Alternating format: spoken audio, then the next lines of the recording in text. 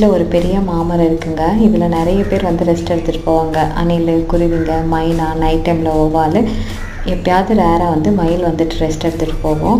இந்த நைட் டைமில் வர வௌவால் இருக்குது பாருங்கள், இவங்க தான் பெரிய ஹைலைட்டு. ரெஸ்ட் எடுத்துகிட்டு சும்மா போகாமல் ரெஸ்ட் எடுத்துக்காக நம்மளுக்கு வந்து விதைகளை விட்டுட்டு போவாங்க. இது இன்றைக்கி விட்டுட்டு போன விதைகள்.